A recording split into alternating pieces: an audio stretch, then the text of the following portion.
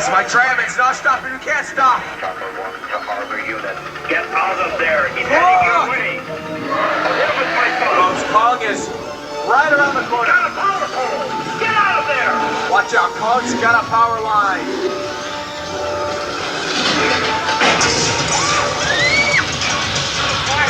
Watch out! Kong is retreating towards the bridge. He's heading towards the bridge. Watch out, Kong's broken a steam pipe. Everybody look for the bridge up ahead, it's gone! We got a tram down here, I repeat. No, I have to sit on this track. Thank you.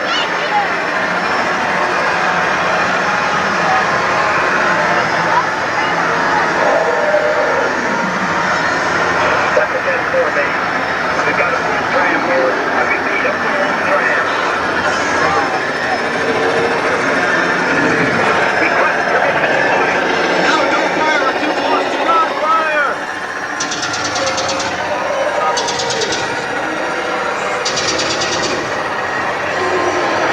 No good. The tram is too close. We're going up and over.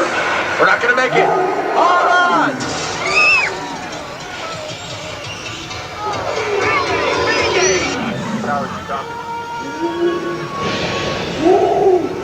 I just got my guest now.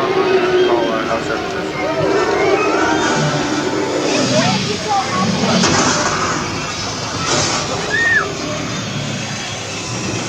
Delta Base, Patrol 34. We need a medic up here on the bridge. Denport Base, the chopper crew seems to be okay, but this bridge creaked up. That's the good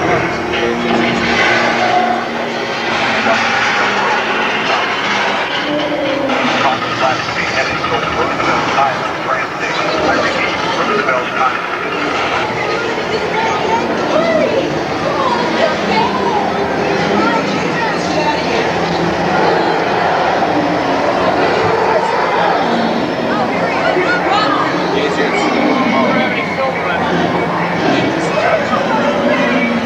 Delta Base, Kong is on the All right! request instruction. Kong has intercepted the tram. Request instruction. Base, request permission to fire.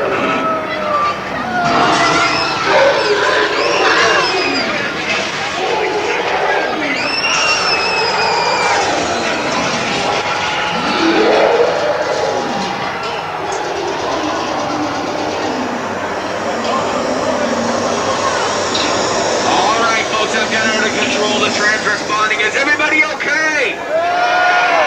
Let's watch them on for a special report. This is a WWOR special report. Ladies and gentlemen, you are looking at footage taken near the Queensboro Bridge just moments ago, where a tramload of passengers narrowly escaped disaster at the hands of King Kong. As the tram traveled high over the East River, the mighty Kong attacked, causing it to fall and nearly plummet into the water below. At the last moment, the tram operator regained control, leading the stunned passengers to safety. This reporter salutes the bravery and courage of everyone on board the tram as they arrive safely at their destination. This has been a WWOR All right, congratulations. special Give yourselves a hand. I suppose you're ready to handle the composite shop, too. Oh, I live for this. Okay. Shoppers, grab your shopping bags, because y'all are going to shop till you drop. Ooh, take those shoes. Those are nice. Electronic, I can see that. Now, when I say action, I want to see you stagger, scream, flail around here, act like a bunch of wild things. 20 seconds of wildness. Can you do that for me? Yeah. At least we know he had his coffee today, huh? What about you two? Are you going to be there with me? Okay, we're going to rehearse. Are you ready? Action's a key word. Ready and action! Scream, scream! Scream a little louder!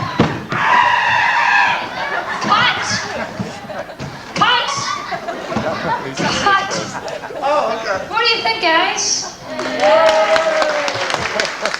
Okay. Not bad. I liked it. Got those screams in. That was good. Okay. Frog in my throat. Here we go. All right, look behind us. What you see is a large blue screen. There's a technical name for this. Do you know what it is? Large blue screen. Is there a sign somewhere around here? Are you all just college educated? That was very good. That's what it is called, the large blue screen. Now what's going to happen is this camera right there will electronically eliminate the color blue, bring up a background from a previously shot footage. We will be looking out the window at the Capitol Records building. This technique is called chroma key. Ha ha, got you. Okay, now grip one when I say go, pull on that, grip two, pull on that, hand over hand. Capiche, Sean? You keep your eyes on the grips, you keep your eyes on me, and audience, you keep your eyes on the center screen. Does everybody know where they're looking? Woo, okay, let's go. Lights. Oh, okay. Now, one more thing. If you get hit by an object, like a rock or something, it is supposed to hurt. Oh, you look good. Here we go, in action! Grip one, grip two, three. Ow, you're hit! Die, little girl, die! Beautiful. All right, let's give my baby a whopping.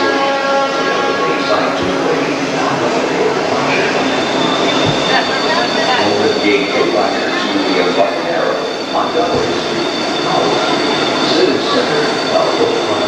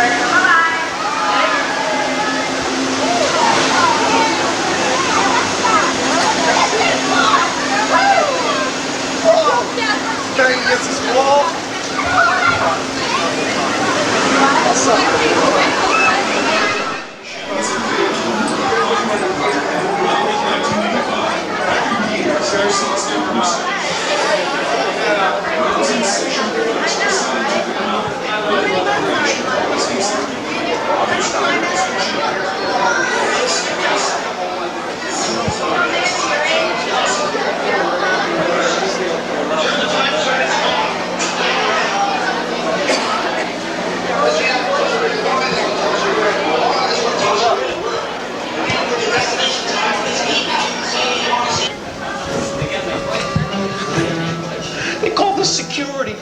Give me a break. There's no way Doc Brown's gonna stop me now. Excuse me.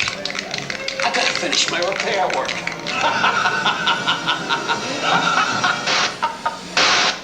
Even though we have a little security problem on our hands, we must prepare you for temporal displacement. That's time travel to you. Now, it's crucial that I spend a little time going over the basics of time travel. Perhaps this demonstration will suffice.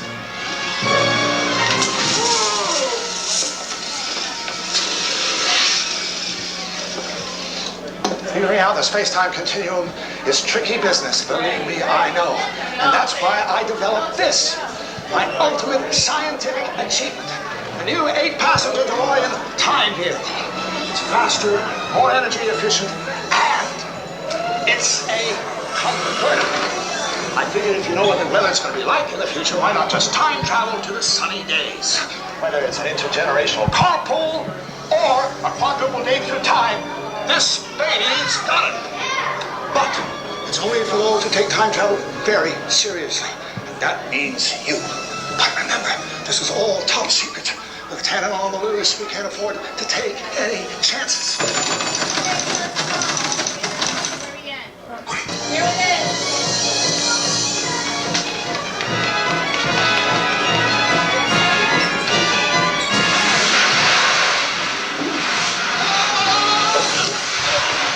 Have a nice trip. See you next winter. You idiot! See you next fall! Ma'am? I assure you this is hardly business as usual here at the Institute. Okay, next row, please. Come here. Okay, now this car.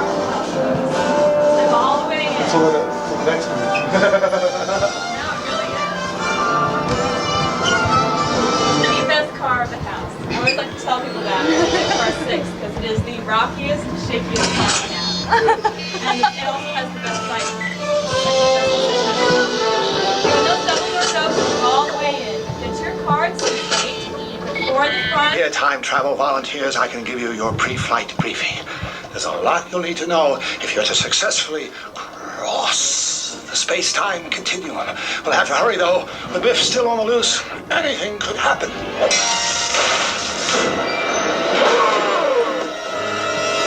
Hello? Hello? Dr. Brown? Biff, how in blazes did you get in here? Why don't you ask these bozos? Doc, one of our time travel teams was conducting an experiment back in 1955. He must have stowed away. Hey, I'm not one to pass up a free ride. Tanner, you shouldn't be here, the present! We've got to get you back to 1955, or we could create a major paradox! Oh, don't worry, Doc. I'll go back. And in style. But first, I'm going to take a little joyride. No! Biff! Love to stay and chat, Doc. I just ain't got the time. What am I saying? I got all the time I want. Yeah. Unlock these gates, Tanner! Hasta la bye-bye.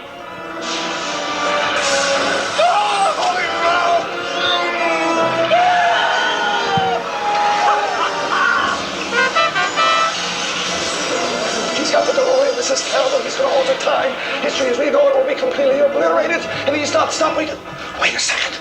Why didn't I think of this before? My newest invention, the 8-passenger DeLorean time vehicle. That's it. I'll just hop in it.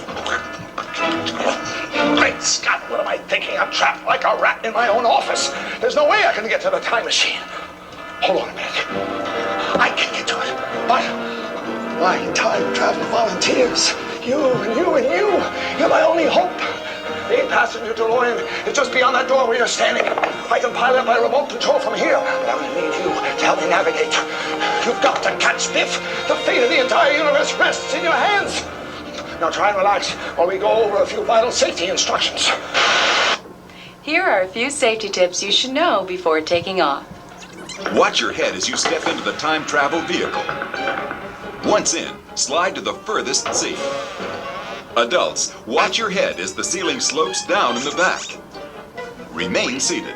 The safety restraint will be activated by one of Doc Brown's assistants. Keep your arms and legs away from the door. Take extra care that cameras and other personal belongings do not interfere with the safety restraint. No photography is permitted during the ride. And please, no smoking, eating, or drinking while inside the time vehicle. We ask that you follow these simple safety tips during your journey across the space-time continuum. Enjoy your flight. I almost forgot. In order to successfully bring Biff back to our time period, it is necessary to accelerate up to 88 miles per hour and bump him. That's right, bump him. The impact of two traveling time vehicles will create a time vortex, sucking both vehicles and time travelers back to their original point of departure. There's no telling where or when Biff may be leading us, so be prepared for anything. Good luck, time travelers.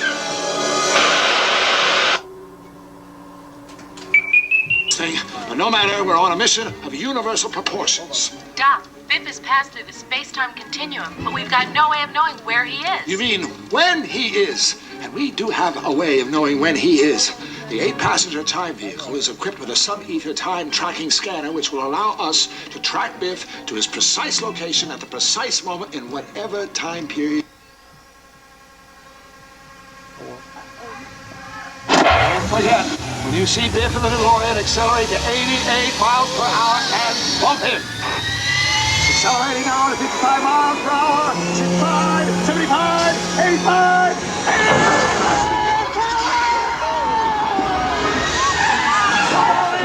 2015. Let's get him. Oh, Doc Brown. What do you think? Gotta get some gas, Doc.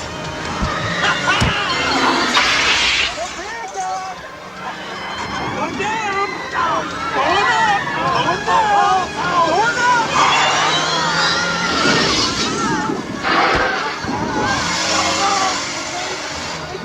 Great Scott. This thing will help, right?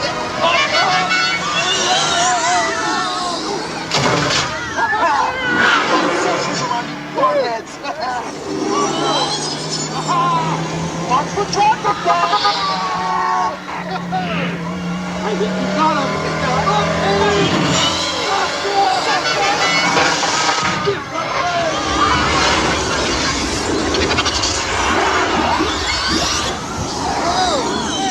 Looks like we're headed a million years back in time. That's still valley below us in the ice. Oh, that's Back again? Come on in. Kaboom!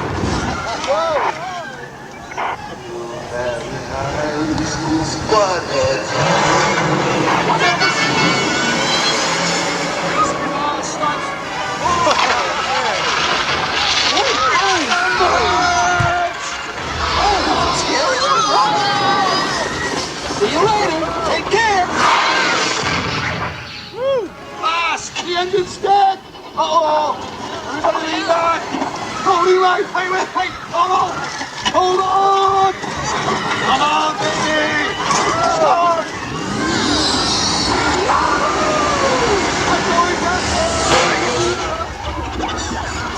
Hang in there. Toward that volcano. Hello, frontheads. Hey, you guys don't know when to give up, do you? Prepare yourselves, people. I suspect that the primeval hill valley that we're about to enter could be a pretty rough place.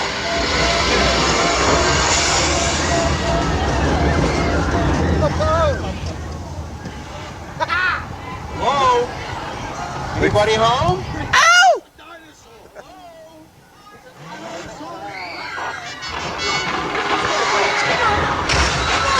Right this way. The second!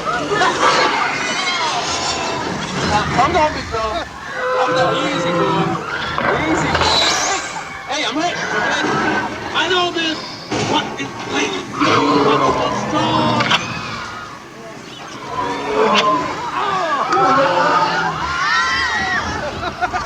You've been swallowed.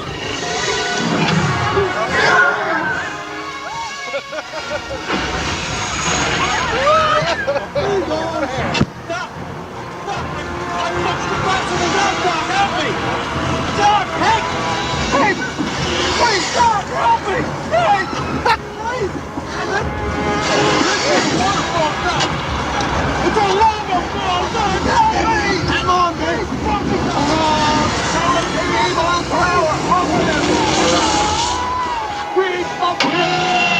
gap between the two vehicles should send us straight back to the Institute.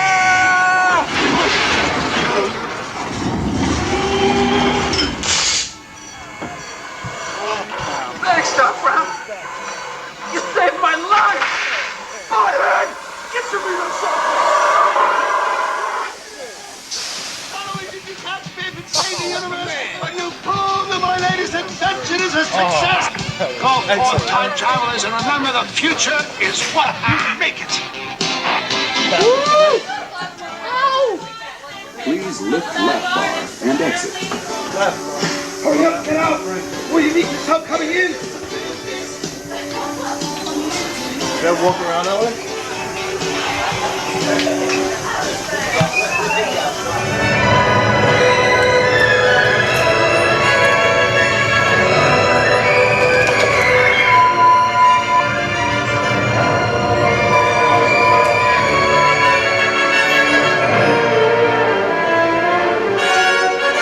Hello, I'm Steven Spielberg, and I'd like to welcome you to the E.T. adventure. Now today, we're going to cast you as actors in some scenes inspired by my film E.T.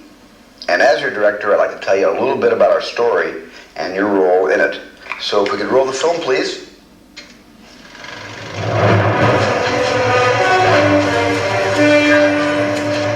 As our story begins, E.T.'s been marooned on planet Earth, lost and alone 3 million light years from home. But back on E.T.'s homeworld, the green planet, there's even bigger trouble. The whole place is ailing. So, E.T.'s teacher, Botanicus, sends a message from the green planet back to Earth. E.T., come home. We need your magic and healing touch to bring your friends back to health. Okay, now your role in the story is to hop on a dirt bike or one of E.T.'s spaceships and take E.T. home. Steven. Oh, hi, E.T. Yeah, I almost forgot, thanks. This is what we call a closed set, so you'll need this special pass to enter. After you exit the doors to your right, please give your first name to one of the stagehands, and he'll give you a pass. Ready. I know, it's about time for you to be on the set. But any final direction for your co-stars, E.T.? Be good, actors.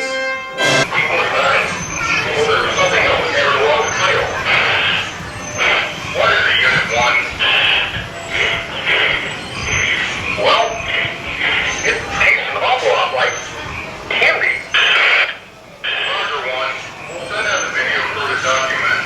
And Unit 1, watch away now. Face out.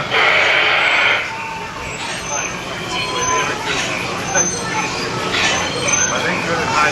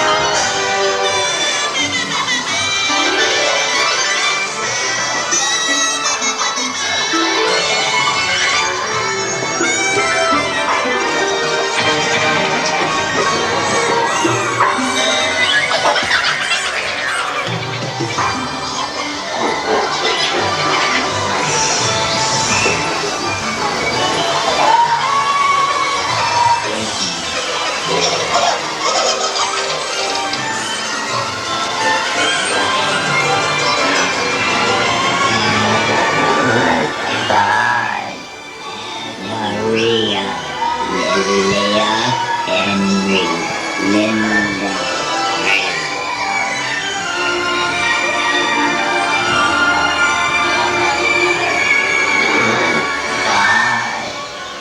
Ellis, Tracy, Dennis, Josephine, Linda, Red.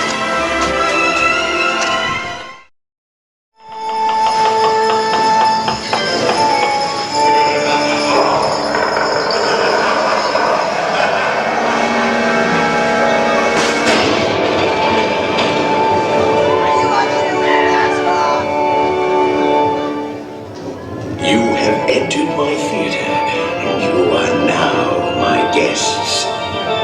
When these doors open and you pass into the theater itself, you shall learn secrets of makeup and effects, which I have chosen to allow. No more, no less. These secrets of the craft are for you and for no others. Should you choose to ignore this warning, you will incur my eternal wrath.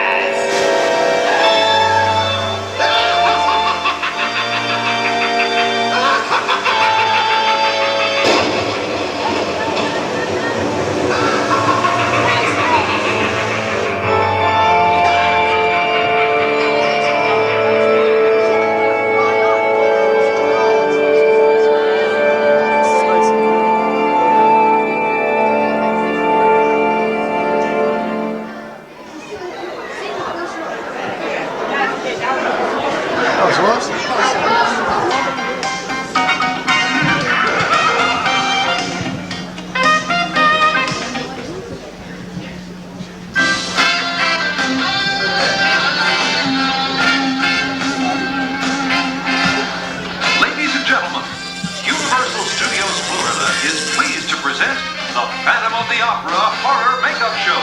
Your host for today's show is Mr. Dan Hamilton. Hi everyone. Thank you very much. How you doing? Good. Welcome to the Horror Makeup Show, and what I'm sure is going to be some very... What? Hey, I'll handle the show, okay, pal? You all are in for a real treat today. My special guest is makeup artist Mark James. Mark's an old friend of mine. He's also a very talented makeup artist. And today he's going to come out here and show us how they do those incredible special effects that you see in horror movies. So, without any further ado, won't you join me in welcoming him to our stage? Mark James. Mark, come on out. Mark James.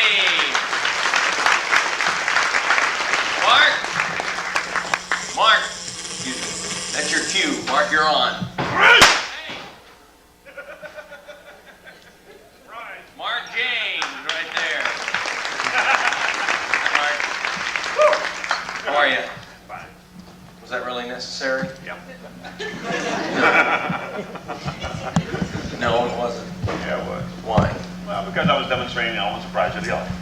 Look, you see, the element of surprise is one of the most important effects in making horror films. Yeah. By the way, these are blanks in the gun, right? Oh yeah, that's something I'm very serious about. The challenge is for us to make all this fake stuff look real. You need, of course, to do it safely. The gun, for example, won't even fire real bullets. It's been fixed. Sounds like my cat. Thank you very much. Thank you. Boring life for the cat. Live with him and then.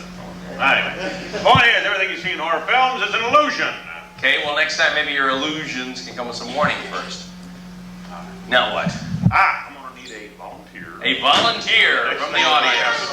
Somebody who would like to. Someone that looks like they're willing and able and ready to go, and she can do it right. Yay! Let's hear the volunteer. Yay! Hello there. Hi. Thanks for volunteering. Just come right over here. Turn around. What's your name? Dawn. Dawn. Hi, Dawn. How are you? Dawn! This is Mark. Dawn. Well, never mind. Thinking of Dawn in the Dead, you know the business. Yeah, right. Where you from? Chicago! That's it for Chicago! Come on, take a picture? Come on. Picture. Hey, Dawn. Go. You can use the flash.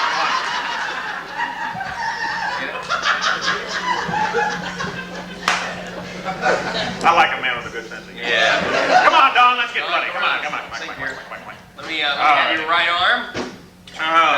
the sink. Don, pump your fist real fast. Have you ever given blood before? Oh! Wait, Mark. Hey, Mark. Oh, maybe you better do this on yourself. Oh, no. What? No, I can't do that, Dan. My veins aren't close enough to the surface. Dawn!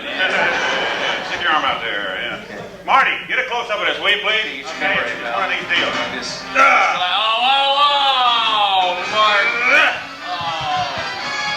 All right. She's a bleeder. Yeah, I tell you, boy, it looks like I hit an artery. I hate it when that happens. Picture. That's it. Oh, he's just falling asleep. We're in good shape now. Here. All right. You okay, Don? Look at this. Ta-da. That's a great effect. Mark, you want to tell us how you did that? No. What? I'm not going to tell him. Well, I'll do it. What you do, folks, you take the syringe with the fake blood, and then you hide that behind the fake blade. You run it up the arm, and it looks like you cut her arm open. It's very simple. So simple that you understood it. Thank you very much. Can't believe you told me that. All right, that's what I did. I squirted the blood out on Dawn's arm, and the knife is not real. It's fake. I can't cut her arm with that. I could have cut her arm with anything. Next time, I might even use this. Where'd you get this? 7-Eleven. Feel the blade, Don. Don't feel the blade, Don. No! Oh my gosh! See? Thank you very much. I'd like to talk to the kids in the audience. Okay. Safety tip, Don. Beat it, Don. Okay, look, kids, listen up. I want you to know something. All the blades that we're using up here have been completely dull. All right? They're not sharp. Either that, or they're made out of plastic. You know, not going to hurt anybody with any. We never use any sharp objects of any kind when we're doing special effects. And I also want to emphasize that people who do this are professionals with a lot of training. Right. So, you, young man, don't try any of this at home. Yeah. Try it at a friend's house.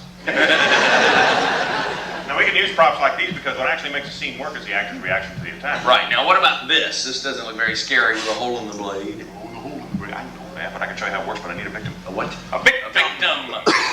Victim. Dawn! Dawn, yeah. Come on. You're not going to do anything else. Come on, stand right there. This time, though, Dawn, I want you to look back. Tilt your head up. There you go. Scream! Scream! Scream again. Try it again, Dawn. Oh, you can do higher. That's be like that.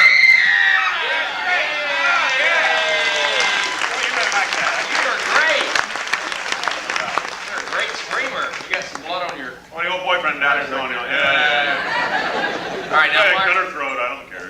what do you think is the ultimate horror? Oh, Mark, will you stop? Oh! Hey. Ah! Mark.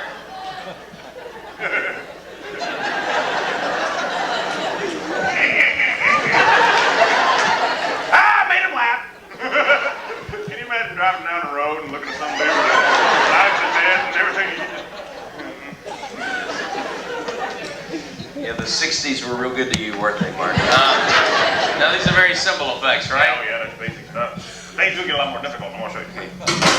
Clear space here for a minute. Sure. Now, when it comes to the severed heads and gashes and scars and masks and all that stuff that you see in horror films, all that stuff's made out of the makeup artist's best friend, which is foam latex. Now, see how it's a big chunk of it right here. Now, this stretches real well. Hey. What we do is...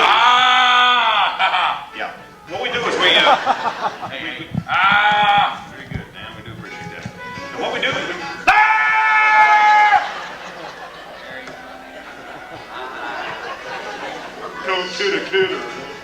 Now, what we do is we don't try to...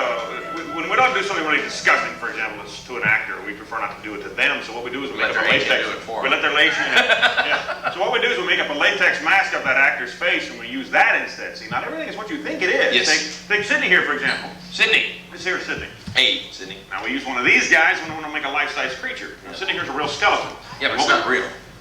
Yeah, it is. It's a real dead guy? Yeah, I'd say he's dead. Gosh, Mark, I thought it was made out of plastic. No, I see what you're saying, though. And it has to be real, otherwise it would melt when we bake it, see? Well, wait, whoa. Why do you bake the skeleton? That's the only way we can get the latex to stick on the bones. Really? Yeah, I'll show baking you. it? I'll show you kind of a finished product here. What? Here we go. Oh, Mark. See that? There's real bones in there. Those are real bones. Y'all recognize her? Yeah. Who is she? My brother. That's Barbie, that's right. Say hi to Barbie. I take it you went out with her. Boy. It's the best you can do? Anyway. Well, now, so you melt the latex onto the human bones, right? Yeah, right. Where do you get a skeleton from? Bones are us.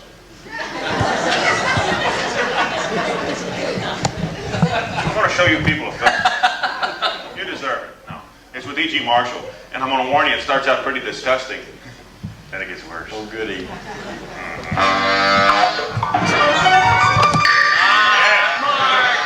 Freeze it, Marty! Run it back! No, don't run it back. Oh, God. I love that. Makes you want to go buy a hot dog, doesn't it? Fast food. Yeah, obviously, that was filmed in Florida. Now, Mark, that wasn't really E.G. Marshall, was it? No, that was a latex mask that Tom Savini made for the movie Creep Show. Okay. Y'all see that? Yeah. Cool. Now, I'm going to show you something really disgusting. Is that okay? Oh, maybe. Okay. All right, I want to show you folks an example of a squib. What's a squib? It's a bullet head. A bullet? Yeah, bullet head. Yeah. Did you all see Al Pacino in Scarface? Yes. Check it out. I got a squib in this. Right. You want me to kill some kids? No way. You die, mother. Oh, Mark. Yeah, it's pretty bloody. Hey, now, you're going to show us how they did that, right? Yeah, just clear space. Okay. What's this? Glop. What is glop? No, that's the blood. Well, what's it made of? I made that at home. Red dye, oatmeal, and shrimp sauce in there. Ooh, party dip. Hold on to that there for me, all right? Now, this is a balloon, right?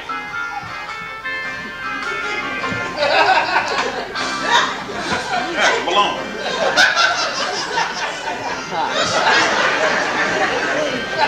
This is for safe effects.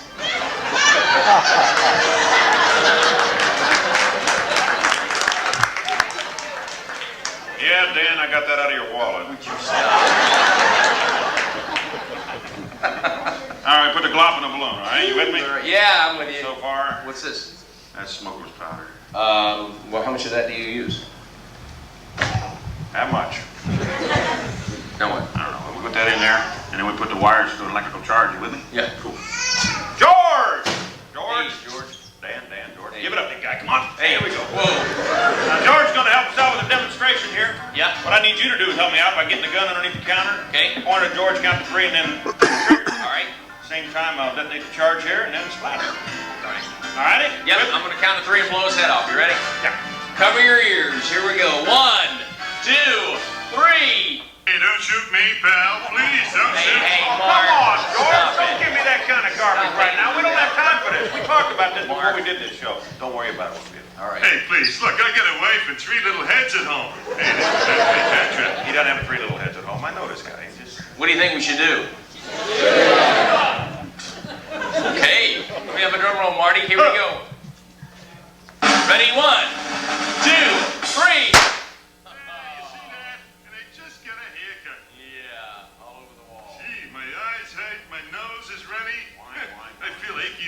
How about that? Well, George, I guess you should have quit while you were ahead. I don't care if you moan as long as you respond. What's next, Mark? We got someone here I'd like you to meet. Hi. Now, Dick Smith created a wonderful character for the ghost of Eva in the Universal Film Ghost Story. Now, Eva was played by actress Alice Krieg. And in the film, her companions think they've accidentally killed her, so they decide to dispose of her body in the lake. Smart guy. But you're going to see Alice here in a second.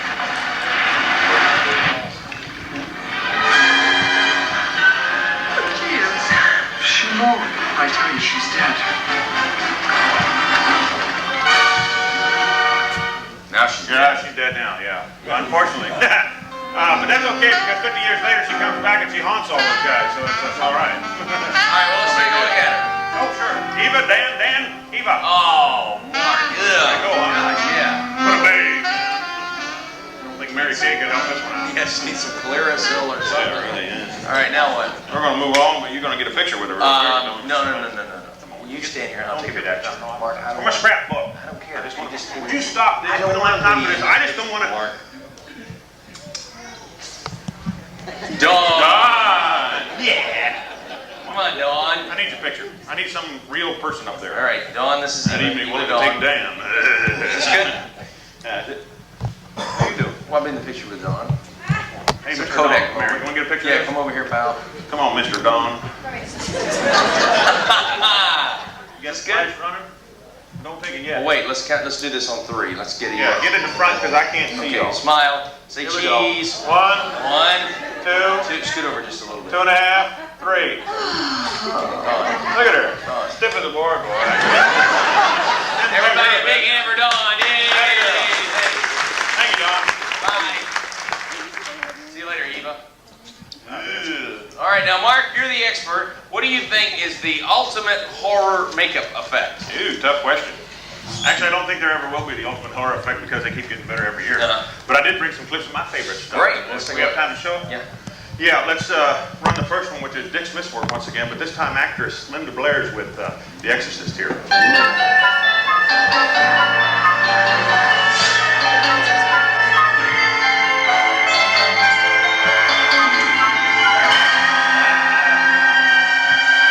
Pretty woman. Now we have Robert Short, V. Neal, and Stephen Fort with their work in Beetlejuice.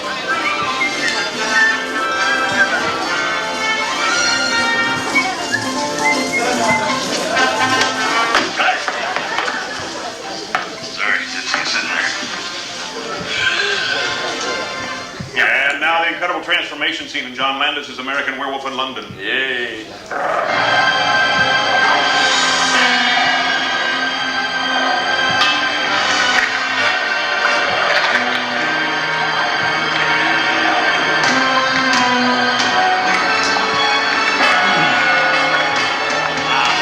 Those are some amazing effects, Mark. Great clips. Very nice. You know, it's so amazing Rick Baker won an Academy Award for the work he did in Werewolf. Really? Yeah. Now, the first part of the scene that you saw, there was actor David Naughton. Now, he was in appliance makeup, and that's the foam latex in the hair and all that kind of stuff. But that can only be carried so far in filming. So the next couple of stages were done with mechanical heads that change shape. Or as the production team calls them, change-o heads. Cool. Now, these are the ones for the movie. Yeah. Now, what Rick did was use the actor's face as a guideline to build a fiberglass understructure. After he got that completed, he put on all the mechanics, and then he put on layers upon layers of foam latex and all the other details you see. Yeah, so what's underneath the latex? So what makes Well, that's the air pressure pneumatics. I've just activated the system here. And what this does, what this does is blow air into the little packs or air pockets and then presses the pistons out and stretches that foam latex like I mentioned earlier. Yeah, okay. Now, when they filmed these for the movie, they would film each of these heads one at a time, right? And then they would edit the shots together? Yeah. So it looked like he was actually gradually changing into a werewolf. Exactly. And he's won the first Academy Award ever for special effects. How about that? Very realistic. Yeah, thank you. That's real hair. What do you mean, real? Yeah, I could use some actually. Stop it. All right, now what about these big things? You want to tell us about these? What, the pods? Yeah. Well, did you see The Fly? Yeah. Yeah. Did y'all see that? Anybody see it? Well, the 20th Century Fox film starring Jeff Goldblum and Gina Davis. Now, the effects were done by Chris Wallace, though. He's dynamite. Did I introduce you to him last week? Yeah, that's right. Nice guy. Now, Goldblum, here he is. Now, what he does is he plays a scientist that discovers, I heard about that, discovers how to transport matter from one place to another. Right? A computer just like this one here. What this does is analyze the chemical breakdown of whatever inside of a pod. It disintegrates it, transports it, and then, of course, reintegrates it somewhere else. I need to get his phone number. Yeah. All right, now you're going to show us how these work, right? You're going to demonstrate it for us? Yeah, we can do that. Can we do that, Marty? Yeah? Yeah. Okay, good. So if you didn't see the movie, this is sort of like Beam Me Up, Scotty. Yeah. Excellent, Mark. That's great. Cool. Did you see how big it was in there? Yeah, it's Look at that. Is this safe? Yeah, go on in. No more. Hey, come put it out. No, go on in. No, You gotta go. no, you get it. I gotta run a computer. You gotta No, get I thought I would do that. No, Mark, I'm not getting it. No. I'm gonna speak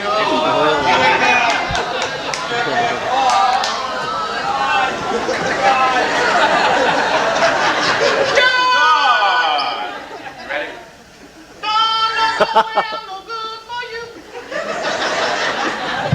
You ready? Want to go? Really? Yeah, really. No, we're not gonna. Let's hear it for Dawn. Yay! Boyfriend doesn't care at all. Go. Whatever. Take a picture. I don't have to buy her lunch that way. You're gonna do it? Yeah, I'll do it. Just hit activate. Man, it looks like the moors up here. Yeah, no. You gonna get in there? Yes. Okay, here we go. Activate. Yeah, do it. So long, Mark. See ya. Wouldn't want to be ya. Hey, man. Mark? All right. Here we go. Ta-da.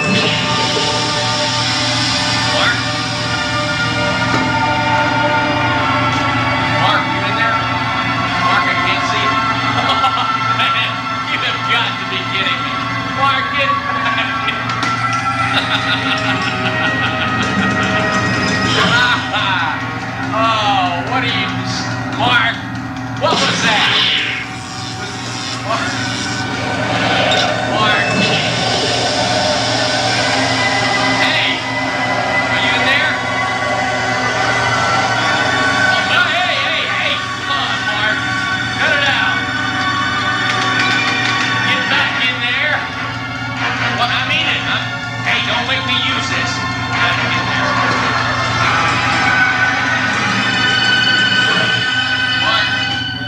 Mark, where are you? Hey, Dawn, you want to get in? Mark? Oh, what a buzz! Well, that's our show, folks. You've been a great audience, and Mark, you okay? Yeah. Let's hear it one more time for Mark. And enjoy the rest of the day at Universal Studios Florida. So long, everybody. Bye-bye. Thanks, Bye, Dawn. Dawn. Thanks a lot.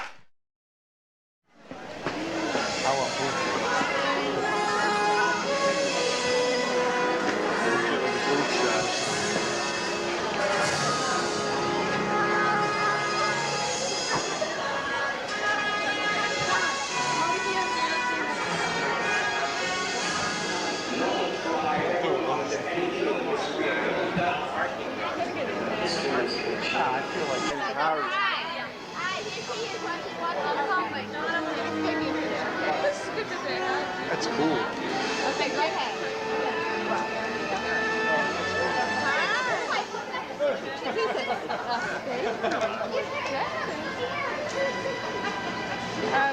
Thank you.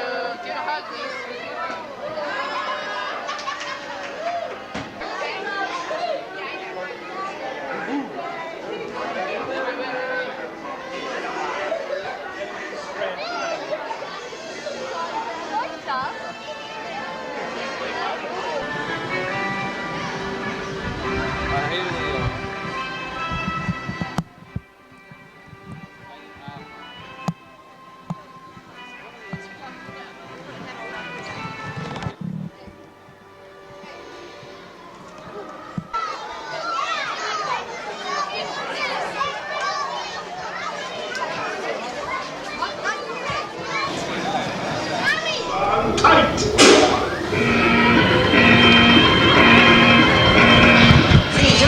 What's up, dinosaurs? Hydro bike and antimatter? Nope, a big old rubber band, boo-boo buddy.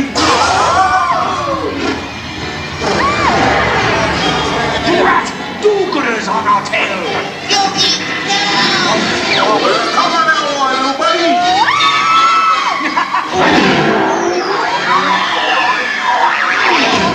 Rat Muttley, this is all you!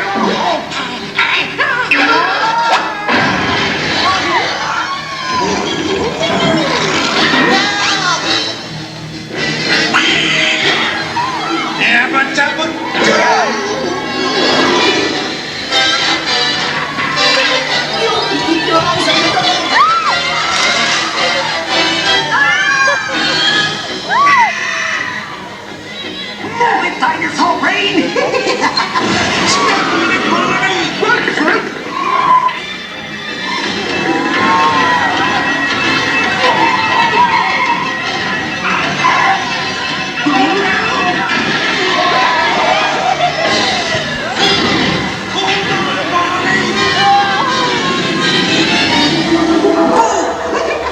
This should scare you off my tail!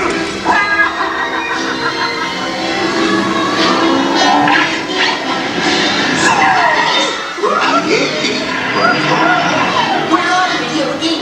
Thanks, I stole it. Move it!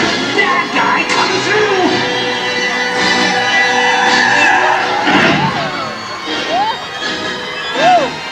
Surprise! You never catch Gaston! Drat Muttley, pull out! No!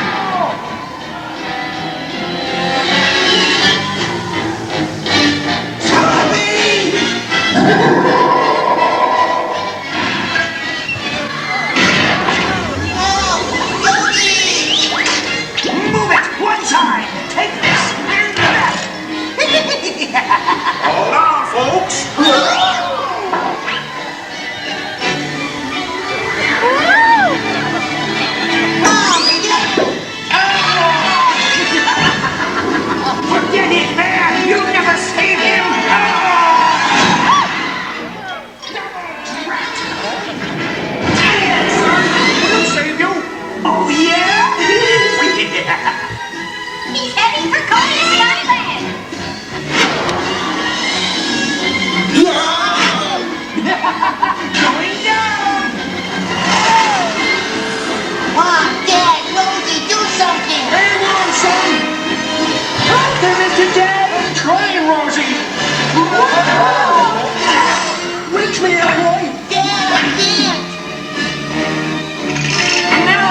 Jang. Gotcha, boy. That'll kill me. Anytime, Jetsons.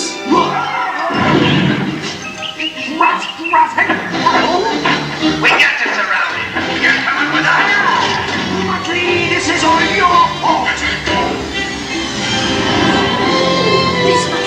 Hang on, I've never landed before.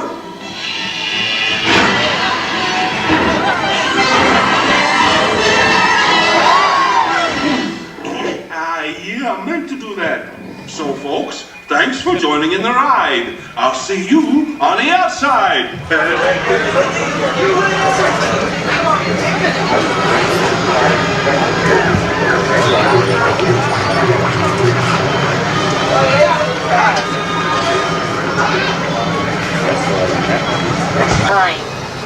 Soundstage 20 on our right is where we're doing construction work for the set of Matinee, a movie which stars John Goodman and also stars Kathy Moriarty. This is where we also filmed portions of Parenthood, starring Steve Martin, Mary Steenburgen, and Jason Robards. It was the very first feature film we did on our lot. This is where we also filmed the television series Superforce. Now, upcoming on our right is Building 22, and these are the executive offices. This is where the executive producers, casting directors, the arts department, and the set designers keep their offices. These are the people who are involved in the pre-production or the planning stages of movie making keep their offices. Once cameras get rolling, though, there's a number of people who work behind the scenes, the people we never get to see. But to the right, this is where they park their vehicles. Wow, hold the excitement down. We also have a number of vendors who occupy our front lot, including Eastern Costumes Company, Panavision Cameras and Lighting Company, and Century 3 Post-Production. In post-production, this is where the editors look for any bloopers. Sometimes, though, they overlook those bloopers, and we get to see them anyway. For example, Parenthood is supposed to take place in St. Louis, Missouri, and portions of Orlando are supposed to double for St. Louis. But in one scene, as Steve Martin and Mary Steenburgen are driving down the freeway, a sign can be seen saying, Florida Turnpike, 1 mile. I guess they overlooked that one. Now, sometimes a producer will need extras or background talent to fill a scene, and we also have Extras Express, a vendor on our front lot who provides that extra talent for us. Another vendor on the lot is Greenery Productions, and they provide all the trees and flowers for our movies, our television shows, as well as our studios. And to the left here, this is the swamp that they constructed for the season of Swamp Thing, which airs on the USA Cable Network, and it's based upon the DC Comics character. Now, many varieties of trees have been planted in this swamp because we want it to look as authentic as possible. This is where the exterior, the outside shots are filmed. But being that this is Florida, it could probably start raining at a moment's notice. And when that happens, we can't stop production. So what the director and the crew will do then, they'll move all the action inside of the soundstage. So to our right, inside of soundstage 24, this is where the set designers and Greenery Productions have rebuilt portions of the swamp to accommodate those weather changes and those noise changes. Well, here to the left, this is the Ghostbusters Ectomobile, which is responsible for the noise and the songs that you'll hear on our lot. This is used for a show called Beetlejuice Dead in Concert, in which the Ghostbusters are featured. To our right is our Soundstage 23. And this is where we take the PBS special called Conan the Librarian. A public service announcement about using your public library, and where we also take the multimedia showcase called the Karaoke Showcase. It's about the karaoke craze that has hit the country. We're now headed on to the other portion of the studio, the Backlot. And this is where our points of interest and our attractions are located. As we enter onto the Backlot, to the right, you'll see a gated area called the Boneyard. This is where we keep remnants of Hollywood history, including the Buggy from Gone with the Wind, the Chariot from Ben-Hur, and the Fire Engine from It's a Mad, Mad, Mad, Mad World. We also have a number of other props, but we're going to come back this way a little bit later, and I can take more time out to talk about them. Right now, though, we're headed into our New York backlot, and as we do, in the center there is a recreation of New York's famous Grand Mercy Park. Once again, our Venture Greenery Productions did provide all the trees and flowers in this park. Take a look, though, at those brownstones on Park Avenue, though, across the street.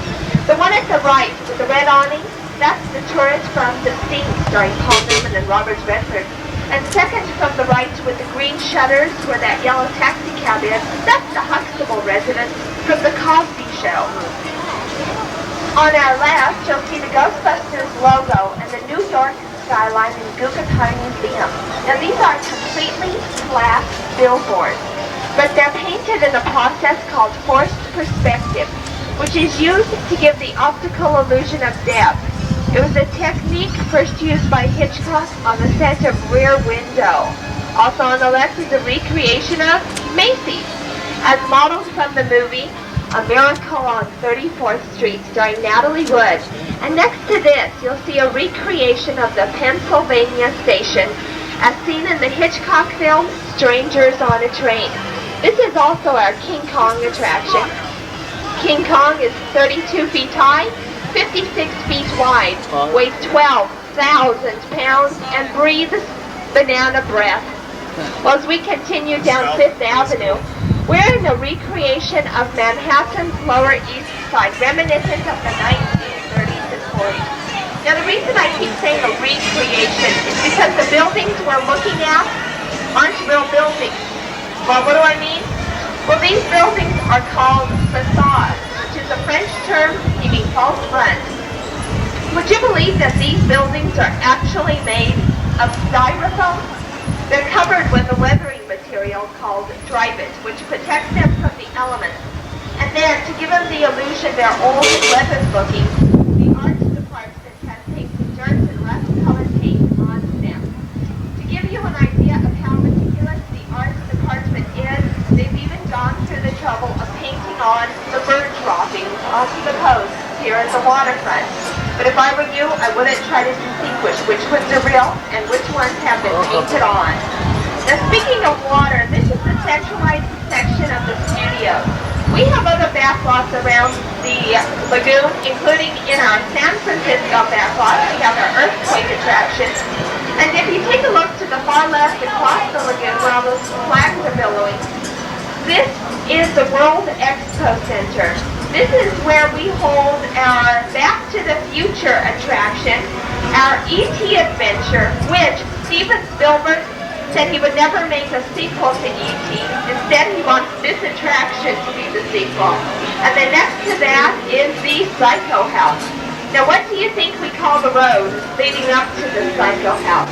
Well, of course, we call it the Psycho Path. And then, thank you. And then next to the Psycho Path is the Hard Rock Cafe. Okay, I've got another one for you. What do we call the road leading up to the Hard Rock Cafe? We call it the Rocky Road. Thank you. And it's open until 2 o'clock in the morning. Then behind that, you're going to see some construction going on. We're constructing Fievel Playland. It's based upon the movie Fievel Goes West and An American Tale, where once you walk in, you're shrunk down to the size of a mouse. On our right, this is our Murder, She Wrote Mystery Theater. And in this attraction, you are the executive producer, and we put together a Murder, She Wrote episode. Ahead of you, you'll see Mel's Drive-In from the George Lucas classic American Graffiti. Many of the superstars we know today on their careers is Mel's Cooper, Richard Dreyfuss, Harrison Ford, and Suzanne Summers. George Lucas wrote the screenplay. Well, I tell you what, folks, you're in for a real treat right now because, well, you see, I'm going to introduce the prettiest member of the Hollywood High Tours to you right now. And of course, you know what I'm talking about. The lovely, the talented Salvador Alvarez. Thank you very much. Photo opportunity. The Hollywood High Tours have many shows throughout the day, so check your brochure for showtime. Well,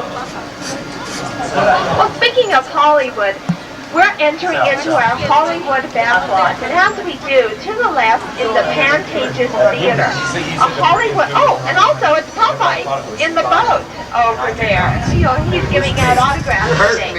At the Pantages Theater, this is where the Academy Awards were held from 1943 to 1953. This is where we hold our gory, gruesome, grotesque horror makeup shows, so you can learn the makeup tricks and the special effects that they use in those slasher type films. Well, if you want to see the stars, just look down on both sides of the street on the Hollywood Walk of Fame. We have 56 stars on our lot, including Kirk Douglas, who was the most recent recipient of the Lifetime Achievement Award presented by the American Film Institute. To your left there, you see the Blues Mobile with the Blues Brothers in it. Are they FBI? No, they're musicians. Based upon the film directed by John Landis, that's Jake and Elwood Blues. And don't forget Mabel. How could I forget you, Mabel, honey? Now, other sites you'll see upon our Walk of Fame include Schwab's Drugstore, which was a popular Hollywood hangout during the Silver Screen era. You'll see Charlie Chaplin here as he walks in front of Schwab's Drugstore with his black derby. Oh, and speaking of derby hats, well, here's our Brown Derby Hat Shop, which is modeled after the Brown Derby Restaurant, a very famous Hollywood restaurant during the Silver Screen era. It was founded by an ex-husband of silent film star Gloria Swanson. You film buffs may remember Gloria Swanson from the film Sunset Boulevard, in which she portrayed a fading silent screen star, and William Holden portrayed a screenwriter. The classic line from the film is when he says to her, "Hey, you used to be big," and she replies, "I'm still big, it's the pictures that got small." Well, if you like to collect small pictures and memorabilia of your day, please shop at Silver Screen Collectibles here on our line. They have a whole array of Lucille Ball memorabilia and also souvenirs you'd like to collect for the day. Take a look, though, at the green marble on Silver Screen. Here's the ant on the right. It isn't green marble at all. We told you. It's actually polished fiberglass, and different shades of green paint have been painted in such a way as to give it a marble-like look. See, the trick is, folks, it only has to appear authentic to the camera. It doesn't have to be authentic. If you want to learn more about camera tricks and movie making, or if you want to see glamour and action, look to your right. You'll see Miss Mae West. I see a beautiful blonde. And she stands in front of Alfred Hitchcock, the art of making movies. Hitchcock directed 53 films in his career and always preferred to cast a blonde as his leading lady because he said blood shows up more vividly on a blonde than it does on a brunette. My goodness. Well, to the left here in big red letters, this is the fantastic world of Hanna Barbara. A very exciting ride where you board a spaceship and you go zooming through a state-of-the-art cartoon with Shaggy, Scooby-Doo, Yogi Bear, Boo-Boo, and the Jetsons. Well, hey, Boo-Boo, we're back by the Boneyard. And those zooming vehicles are from a TV pilot called Road Warriors, which was a takeoff of Mad Max Beyond the Thunderdome. The dinosaur molding was used in the animated feature The Land Before Time, and the 9-foot Bigfoot is from the movie Harry and the Hendersons. One of the most outstanding props we have in the Boneyard is a 25-foot shark that was used in the movie Jaws 3 and has the nickname Bruce, nicknamed after Steven Spielberg's attorney because he thought it's a professional courtesy to name one shark after another one. Yep. And the most recent acquisition to the Boneyard is this houseboat here that was used in Cape Fear, starring Robert De Niro, Nick Nolte, and Jessica Lange. That's just one of the movies we have out right now. Also playing is The Babe, starring John Goodman as baseball great Babe Ruth, and it co-stars Kelly McGillis. Well, John Goodman is on our lot since we're filming a movie called Matinee. It's a 60s piece, a period piece, takes place during the 60s, and it's about the Cuban Missile Crisis. And this is being filmed inside of our Soundstage 21, which you'll see here to the right. This is our largest soundstage. This is where we also filmed portions of Psycho for the Beginning and The Adventures of Superboy, which airs on the USA Cable Network. But as I said now, we're filming the movie Matinee. It's directed by Joe Dante, who also directed Gremlins for Steven Spielberg's Amblin production. Now, the facilities you see out here the wardrobe trailers, the hairdressing trailers, and the actors' dressing rooms.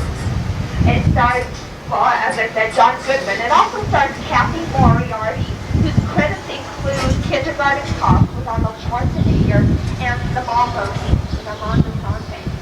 Well, we're coming back upon Nickelodeon territory once again, and Nickelodeon Studios does offer a tour of the inside of their facility. If you'd like to learn what goes on inside of a soundstage, you'll learn about set design, TV production, and then at the conclusion of the tour, participate in Game Lab. Game Lab gives kids and grown-ups a chance to play the games from Double Dare. And one lucky kid from the tour will even get lines. If this sounds like your cup of tea, the line forms here on the right. Right now, though, we're at the conclusion of our tour, so please don't forget your personal belongings. Kids, don't forget your parents, because parents have a way of getting lost. And if you have any questions, I'd be more than happy to answer them.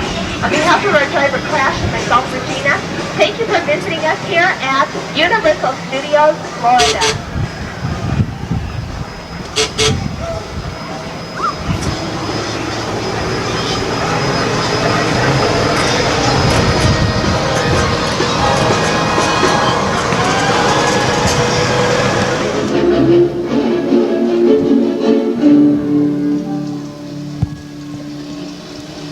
Gee, sorry I didn't hear you in all this rain. You look cold and hungry. Like to come in for a bite to eat? No, I tell you, they'll not be feeding their hungry appetites with my food or my son.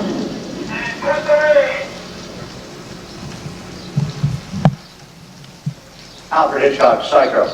The story of a young man and his mother.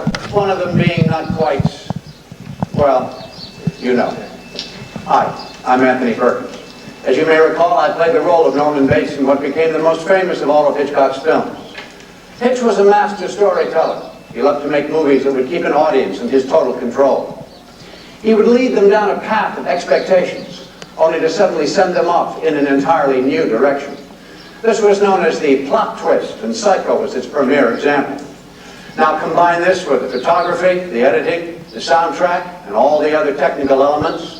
The final result was just as Hitchcock planned, to hear the audience scream.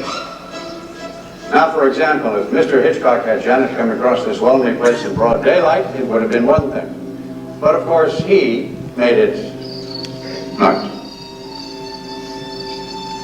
And naturally, the night was rather foggy, windy, and of course, there was that rain. And let's add a little light. The perfect, dark, foreboding night. And so, with this mood set, Janet arrives. Janet decides to get some of that road dirt off and take a shower. That was Janet's big mistake. You see, Psycho grew out of Hitchcock's TV series, which featured the twist ending. In Psycho, the twist was that Norman and his mother were actually the same person.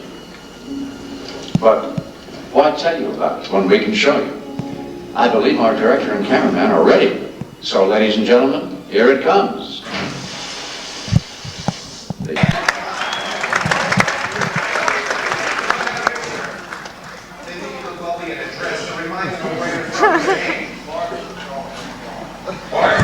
North Carolina. That explains the dress. Joe Bart, why don't you step over here as you follow me? There you go. Bart, when I say action, I want you to take this razor sharp knife, so be careful with this, okay? Take that. You're gonna walk over here, you're gonna push this door open. Come on over so you can go up. You're gonna stand on the foot mark, stay behind the red line, put the curtain back to the left hand, just like we talked about before, high jab in the air. Got it? Yeah. Good. Come over here. Can I have some water, please? Stand on the floor. Hey, you don't need a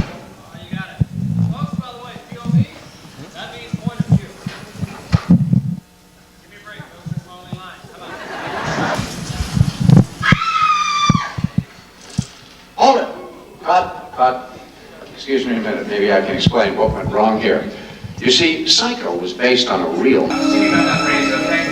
Shot forward. Center screen, get ready, Mom. Shot 5, we'll turn back. Shot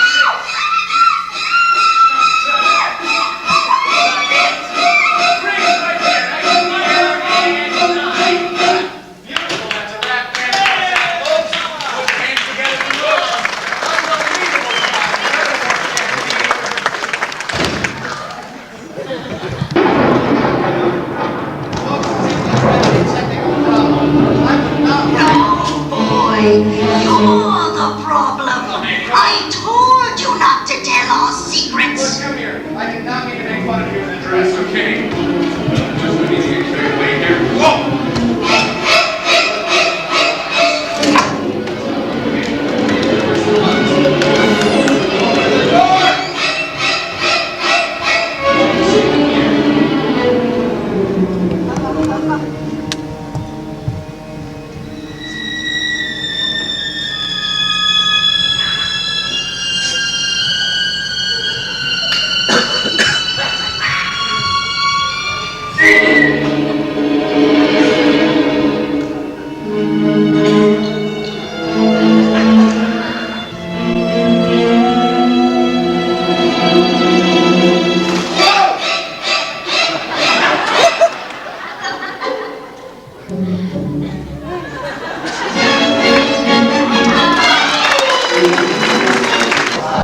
Everyday life is Hitchcock. Of course, you might see something a little bit unusual, like maybe a murder. Doing some things that seem a little suspicious. See if you can spot it.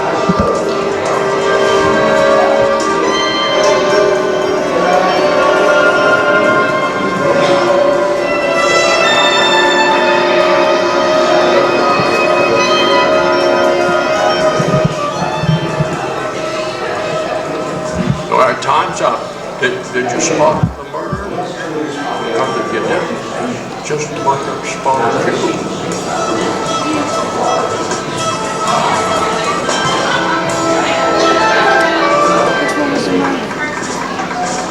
Lower right hand one.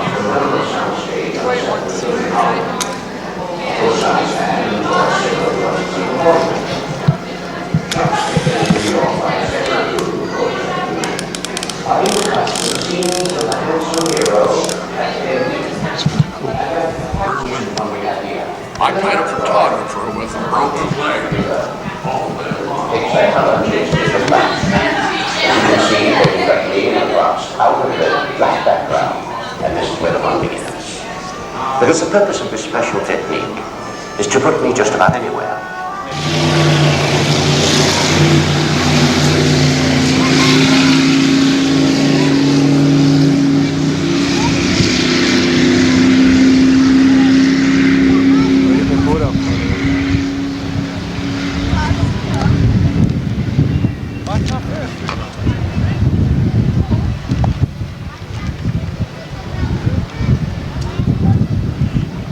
Are they stunt drivers or something?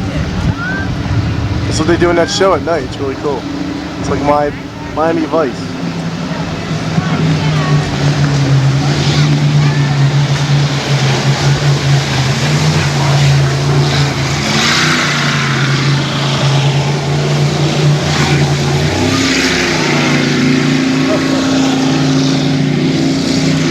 Wow, that's excellent.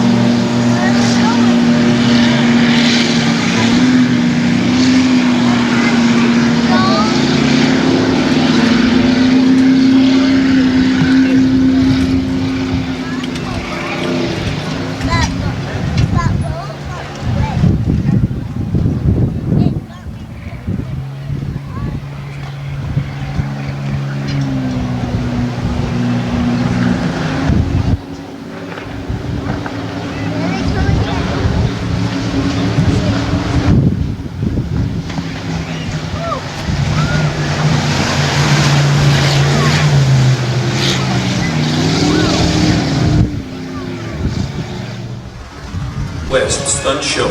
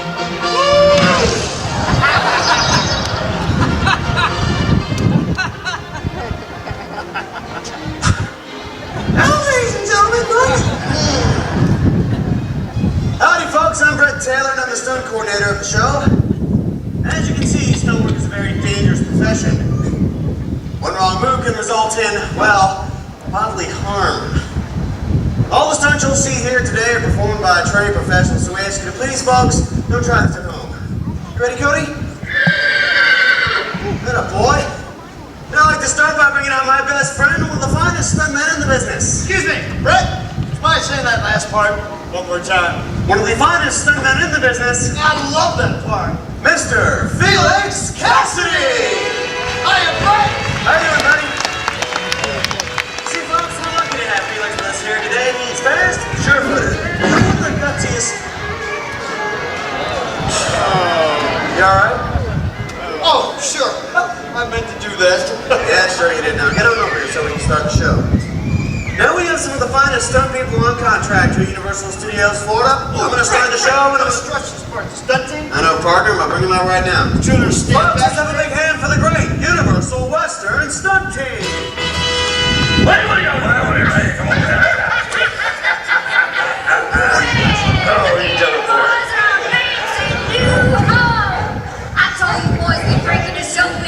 One way or t'other.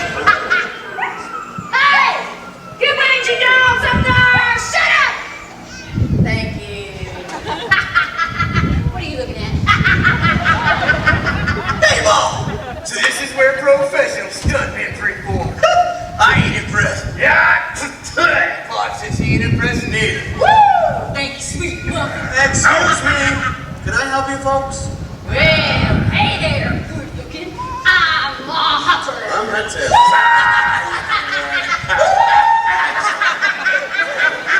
That just slays me. Well, these here my boys, Cole, little one's Claude. They're identical twins. What? Listen, what you folks have a seat in the arena so we can get the show started. Felix, where's the stunt team, buddy? But I tried. Oh, you mean those damn big baby whips? We tossed them boys out. Flux is the best, real good. In other words, we're your stunt team now. Thank you. I said thank you.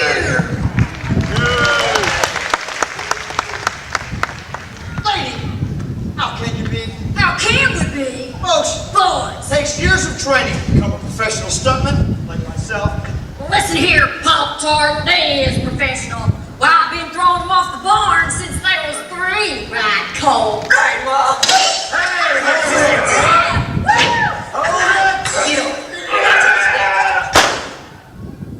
I said hold it. Now it's obvious you folks don't know the first thing about stunt work. So get off my set. Yeah, you tell them, Brett. Come on, boys. Taylor, you haven't heard the last of us. Keep walking, Hopper. Yeah. And you, we'll be back. You. Yeah. Felix, where are you going? I'm gonna go get a security guard. That's all right, partner. We can handle this. We can handle this? We can handle it. Oh, that's right. We can handle this because we're bad. Ow! Folks, I'm sorry this got out of hand. You just give us 1 minute. I'll go round at the stunt team. Get this show started. He's back. Hey, buzzard brains, watch this.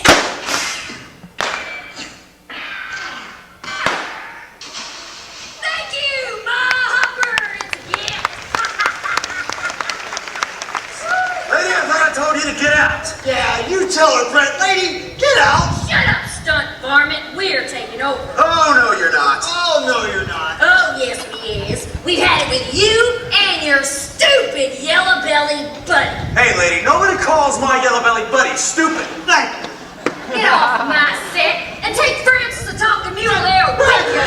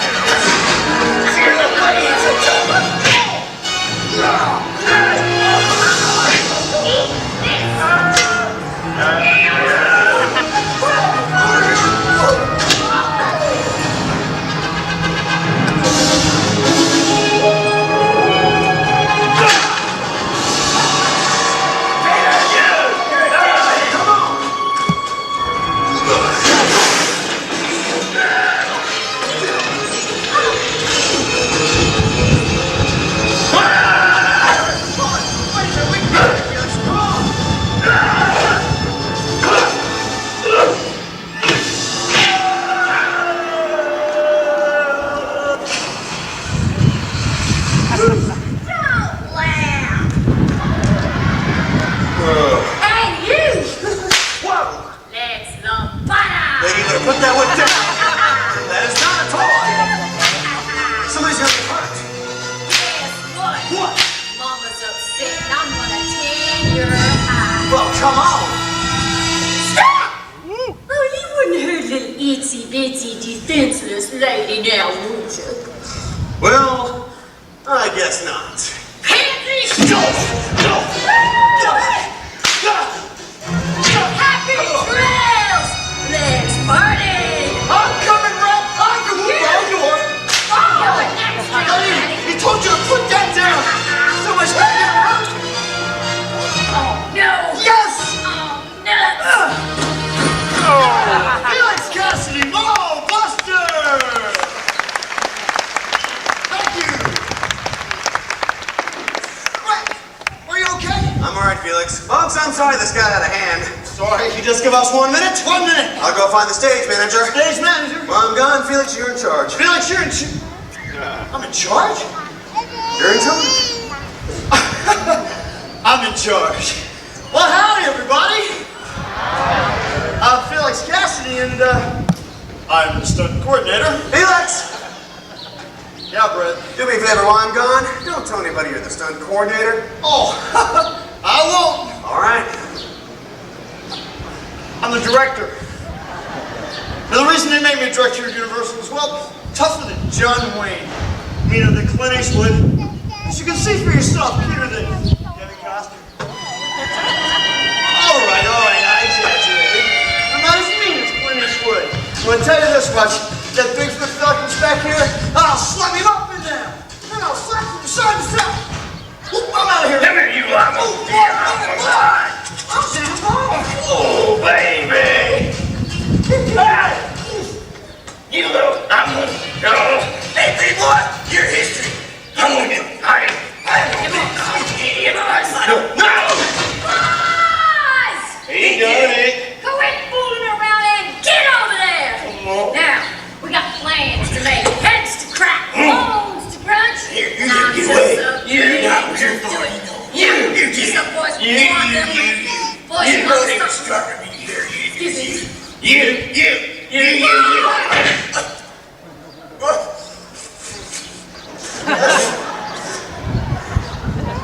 Are you through? Now! Let's get rid of that dirty low-life scum! Hey, Mom. What? Let's get rid of them boys good. Woo! My baby's to me so proud, yeah!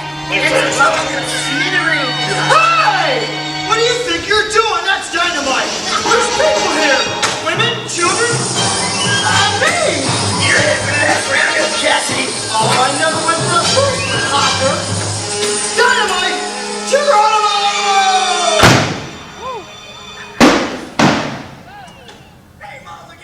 trying to fly. Hey, Clark, it's a pinata party. Oh boy, oh boy, oh boy. Are you crazy, lady? Shut up, turkey, eat leg!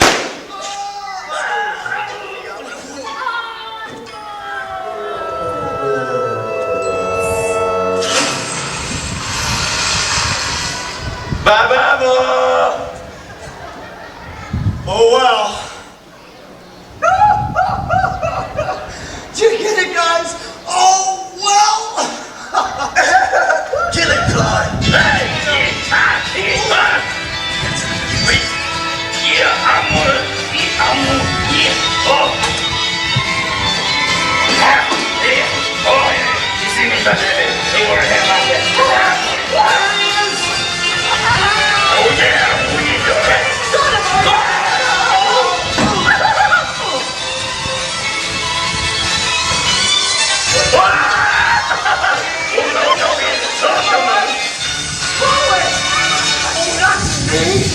Here, he started this.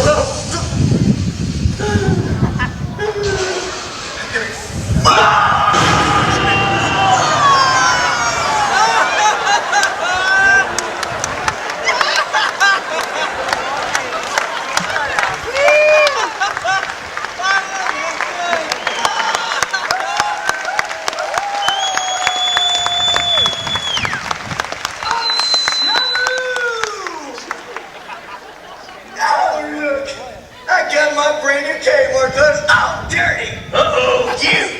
Dress me up. You. Oh.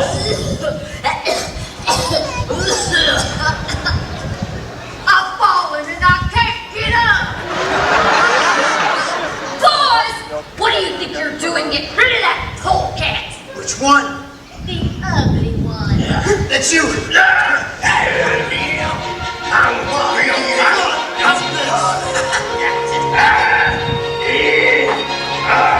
He's over here. Online, Cassidy. Okay.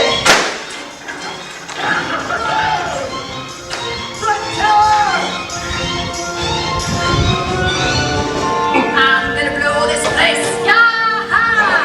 Oh, back. Nuts.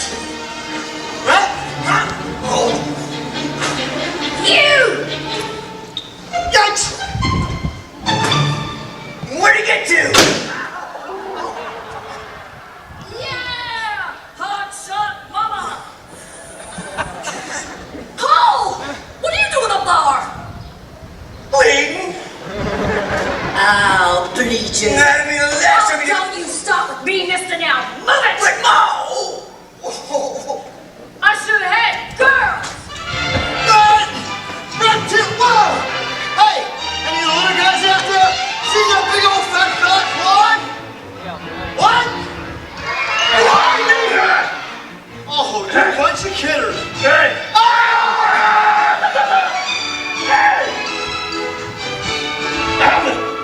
I'm gonna get out. Little piggy! Claude! Look! Wait a minute! Here's the rope! Okay! 1, 2, 3! Uh-oh! Yeah!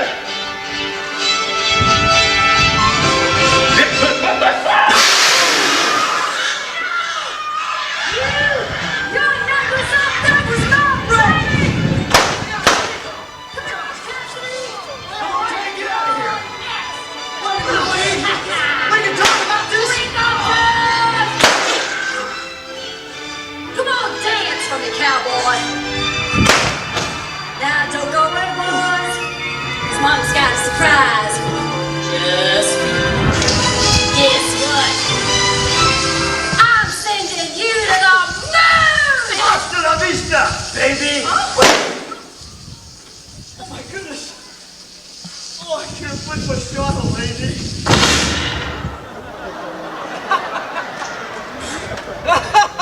Oh, I can't believe I blew up a lady! That was no lady! It was my mom! Now hold it!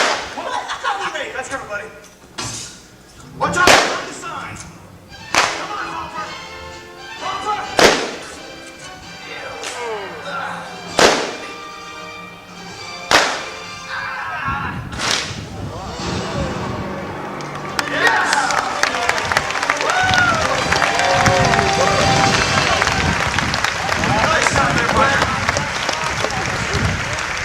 Relax. Hello, peace and quiet. Felix, no!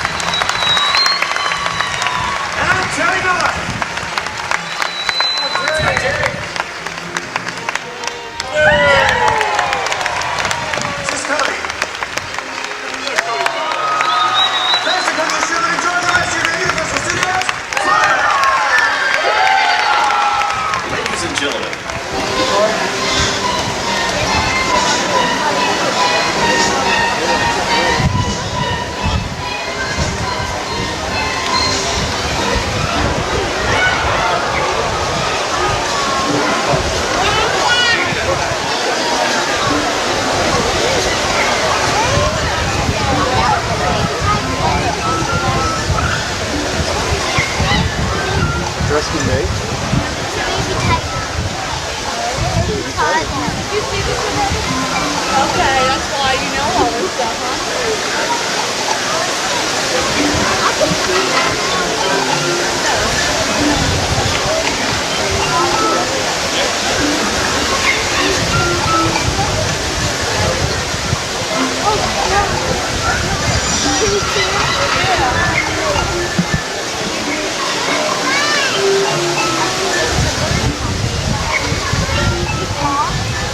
They got the top.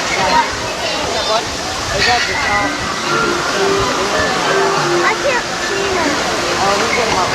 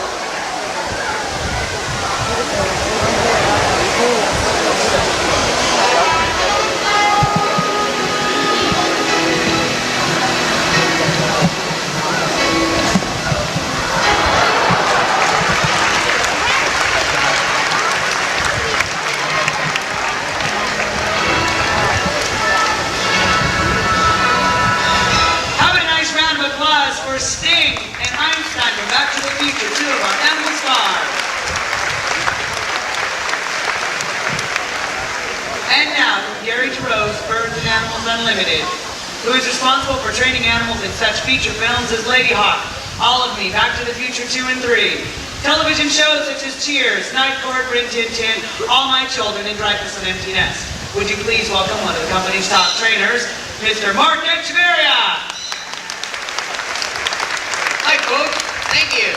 Welcome to the Animal Actor Stage. We're going to start things off with a fugitive from Fantasy Island. Right over here is Marty. Come on out here, Marty. Atta girl. Now, train our birds to fly from one point to another and also to fly from one person to another. To show you how that works, I need an adult volunteer to help me out. Someone like to work with a bird. All right, man, you with the black polka dots on there. Can you stand up for me? All right, we need a prop for this. Do you have a $1 bill? We can take out $1. Now what we've done is we train all of our birds to recognize $1. So when we take them on the set, we need them to fly to someone they don't know. All we have to do is have that person hold $1. When the bird sees that, she recognizes it and knows right where to fly to. All right, great. Can you fold it in half for me, please? That's it. Fold it in half one more time. Very good. Just hold it straight out to the side of your right hand. Nice and level. There you go, nice and level. Hold still. All right, Marty, there's your... Okay. All right, Marty. Just reminding her of her nest, that's all. No? All right, what I want you to do is slowly move your arm up and down when she gets close and stop, okay? All right, Marty, she's right out there. Over there she is. There you go, fly all the way out there. Very nice. See that? Oh. Okay, let's try this one more time, Marty. There you go, you're almost there. Over this way, the fun's down here. There you go. All the way out there. Very nice. Good job, Marty. Atta girl. Perfect. Thank you. All right, now I need a volunteer with a $50 bill that would like to work with. No, I'm just kidding. We'll get this back. Can you stand up for me one more time? Now we're going to do this a little different, make it easier on Marty. If you can hold out both arms just like that. Very good. Now flap real hard. You fly down here and get it. Now you put your right arm out with your palm up. There we go. Hold nice and still. Marty, take that back. Put it back where you got it. And come on back to me. How many hands from Marty? That's our stage hand. Folks, we do have one stunt performer we'd like to bring out. Right over here is Boomerang, along with his trainer, April. Having a nice big welcome for everyone, Boomerang. Very nice.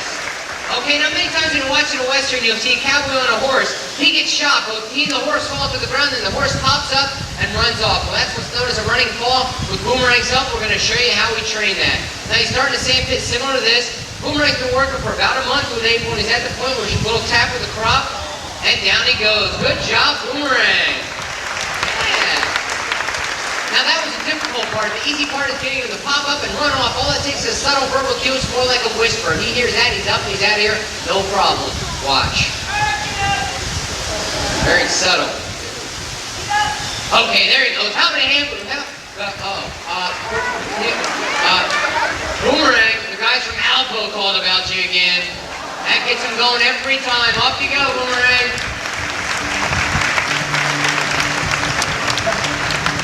Actually, we do have one more stunt performer with us here today. She is the top banana of animal stunt doubles. Her name is Chelsea, and she's a 3-year-old female chimpanzee. Now, Chelsea was born right here in the state of Florida through a captive breeding program, as were all the primates that you're going to see in the show today. Now, what Chelsea's going to do is she's going to climb up this rope about 35 feet. She's going to be another trainer up there. That's Dawn. Everybody say, hi, Dawn! Hi, Dawn! Now, when Chelsea gets up there, she's going to climb into Dawn's lap. Dawn will pull a first rope up and out of the way. When Chelsea's set and ready to go, she's going to swing down to the center of our stage, exchange ropes, and swing over to the net, where her team will be waiting for her at the crash mat. Now, this is what's known as brachiating. We're going from one vine to the next, and it is a natural behavior for a lot of primates in the wild. Now, it's also something that Chelsea does for fun as well as exercise. We never make her do this. If she doesn't want to do it, she can come down with Dawn later on in the show. All right, she's finally made her way up there. Now, Dawn's going to pull that first rope up and out of the way. Now there is one thing that Chelsea needs from you folks, and that's a lot of encouragement. So when she takes off, she wants to hear your support. All right, Chelsea, everybody sit down here. Whenever you're ready, it's all yours.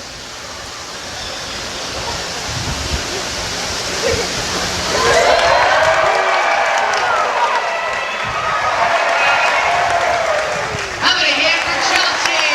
Excellent job.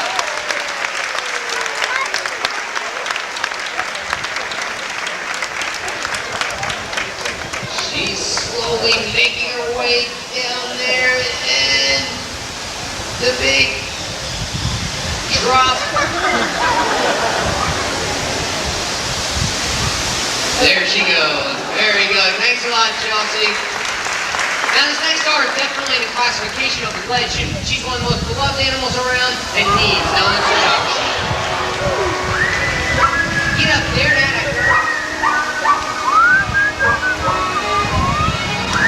Now the original lassie was trained by the Weatherwax family. This is one of our young lassies in training. Nana girl. The lassie and I are going to show you some of the dog basics. That's what any studio dog needs to know before they would even be considered for part in movies or television. All right, lassie, come on down here. Let's show them some of your stuff. Nana girl, good girl, stay.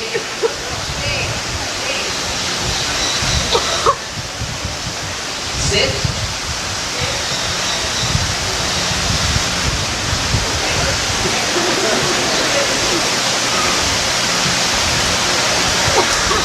Lie down.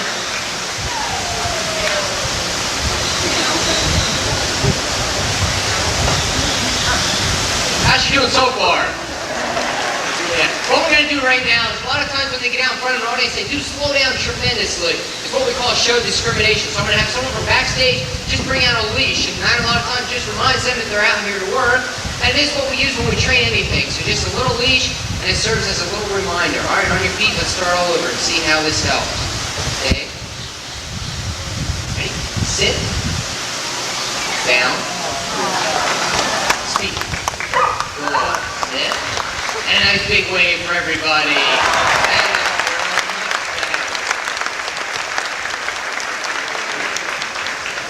I'm going to run through the same behaviors without the leash and see if she's any better than she was in the beginning. Sit.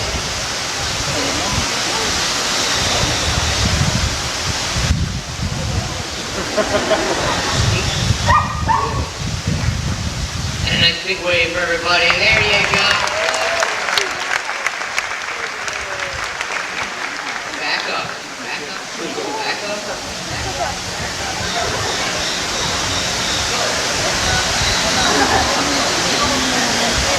Put your feet up there. Quiet. Hide your eyes.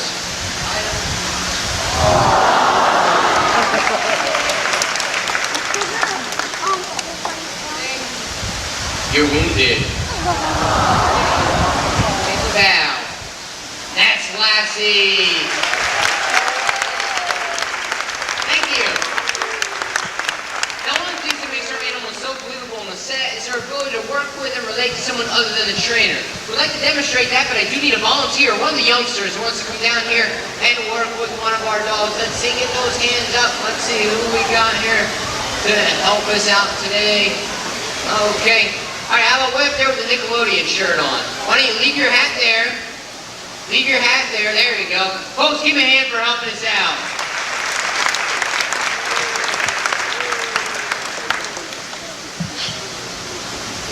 All right, come on over here. What's your name? Michael, where are you from?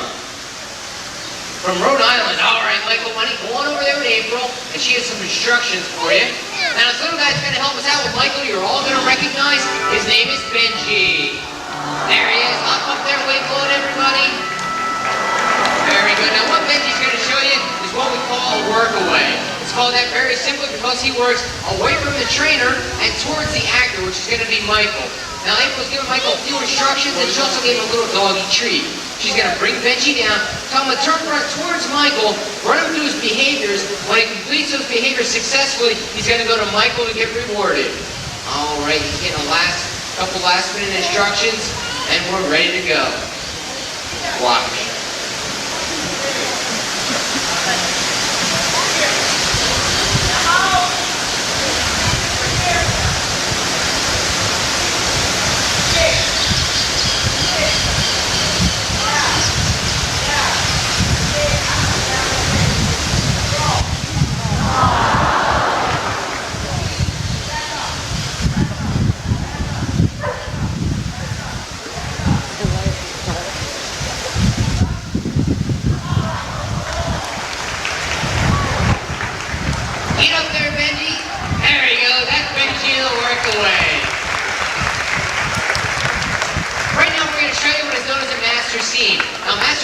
shot that encompasses a very large portion of the set. Now, Michael, what I want you to do is have a seat on this rock right there, face the audience.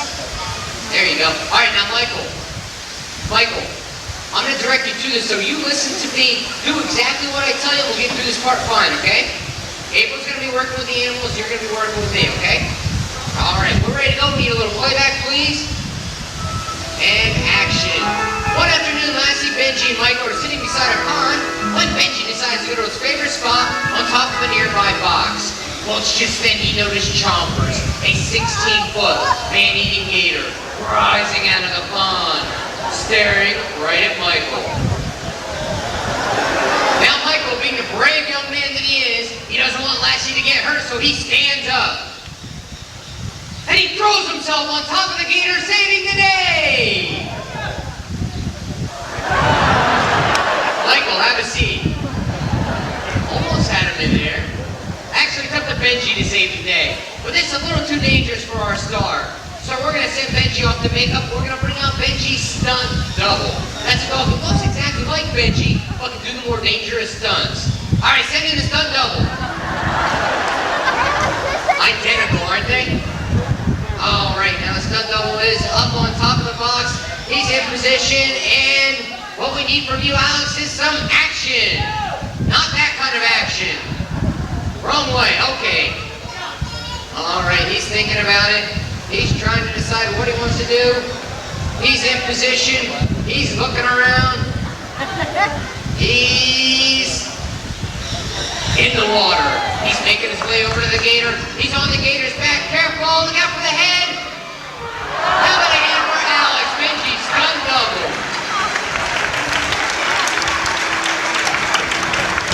Michael, did you get wet?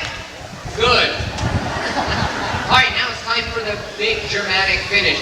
Benji's back on the set. Now, Benji, we're going to pick up the scene. You've just finished wrestling a 16-foot gator. You're tired, you're exhausted, but you want to make it back to Lassie and Michael, so you're struggling, Benji. Benji, we need you to struggle. We need you to show us pain and despair. He's trying, folks. There he is. He's giving it everything he's got. He wants to make it. He's dead. Poor Benji. Oh, no. That's too bad, folks, because, you know, we got a call earlier today. There's going to be a sequel. They wanted Benji for the part. They were going to pay him $10 million. $20 million. $100 and a French poodle. There we go. How about a hand for Benji?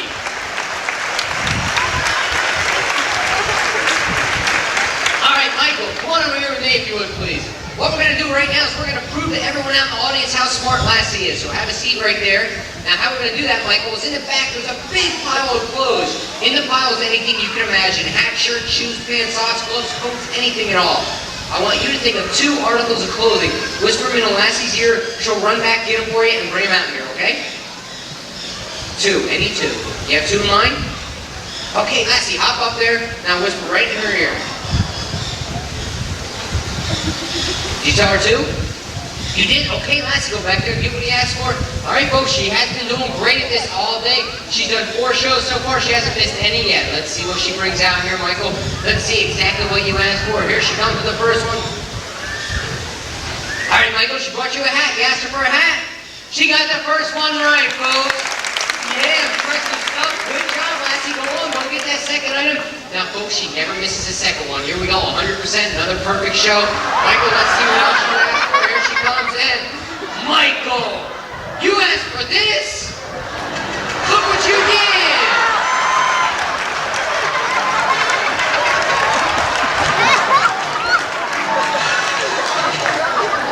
Can you believe this, guys? Neither can I. Now take that. Don't leave it lying around. Go on. Michael, this is a family show here.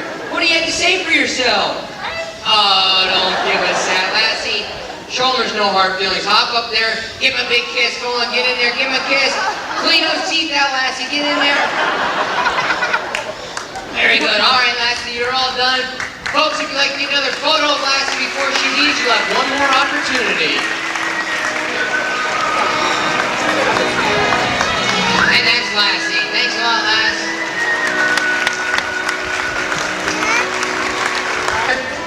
Atta girl. Very nice. Show a big smile.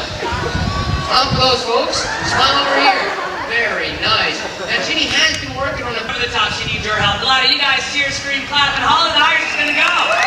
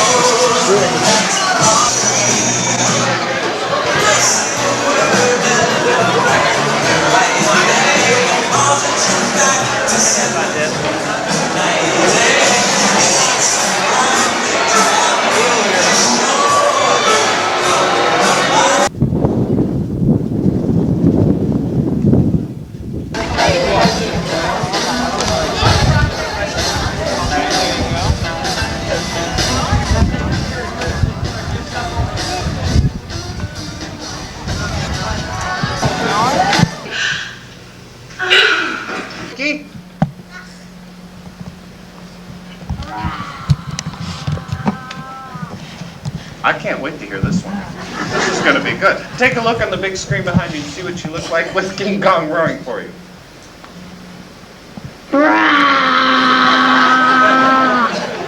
Sort of like he's breathing on us.